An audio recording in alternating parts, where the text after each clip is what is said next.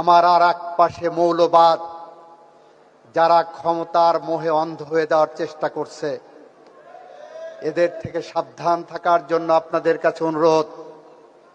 জুলাই চেতনাকে ধারণ করে, জুলাই সনদকে সামনে রেখে যে কোনো বিভ্রান্তির পথ পরিহার করার জন্য আপনারা অতন্দ্র প্রহরীর মতো থাকবেন। তারেক রহমান সামনের কাতারে থেকে আমাদের যে নির্দেশনা দেবেন, মাননীয় প্রধানমন্ত্রীর দেখানো পথ জুলাইয়ের পথ, মাননীয় প্রধানমন্ত্রীর দেখানো পথ জুলাইয়ের স্বপ্ন বাস্তবায়নের পথ। আমরা সেই পথ ধরে এগিয়ে যাব।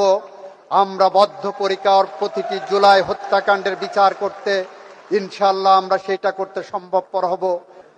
প্রথম কথা হলো, জুলাইকে ধারণ করে যারা আমরা অবিচল পথ চলছি, তারা আমরা শহীদ রাষ্ট্রপতি জিয়াউর রহমানের পরিবারের পক্ষে পাশে থেকে জুলাই চেতনাকে বাস্তবায়নের পথে হেঁটে চলেছি। বাংলাদেশ আজ দুই ভাবে বিভক্ত হয়ে গেছে জুলাইকে কেন্দ্র করে। এক ভাগ জুলাইকে নিয়ে ব্যবসা করা, বাণিজ্য করার রীতিতে নেমেছে, আর এক ভাগ জুলাই সনদকে সামনে রেখে জুলাই সনদকে বাস্তবায়ন করার জন্য ধীর গতিতে না হলেও মধ্যম গতিতে এগিয়ে চলেছে। এবং সেই ভাগ হলো আমাদের মাননীয় প্রধানমন্ত্রী তারেক রহমানের নেতৃত্বে। আমরা বলেছি দ্ব্যর্থহীনভাবে, সুস্পষ্টভাবে, আমাদের মাননীয় প্রধানমন্ত্রী তার প্রতিটা বক্তব্য বলেছেন, আমরা জুলাই সনদের প্রতিটা অনুচ্ছেদ অক্ষরে অক্ষরে পালন করতে বদ্ধপরিকর। আর এক শ্রেণী জুলাইকে নিয়ে, জুলাই সনদকে বিভ্রান্ত করার জন্য তথাকথিত গণভোটের মাধ্যমে এক ধরনের দাবি তুলেছেন। আমরা যখন সুনির্দিষ্টভাবে উপস্থাপন করেছি এটা জুলাই সনদের পার্ট না, তারপরে তারা অন্য পথ অবলম্বন করার চেষ্টা করছেন।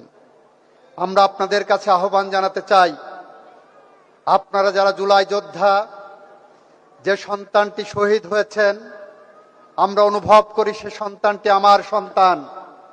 যে ভাইটি নিহত হয়েছেন, আমরা অনুভব করি সে ভাইটি আমার ভাই। যে ভাইটি পা হারিয়েছেন, আমরা মনে করি সে ভাই আমার ভাই।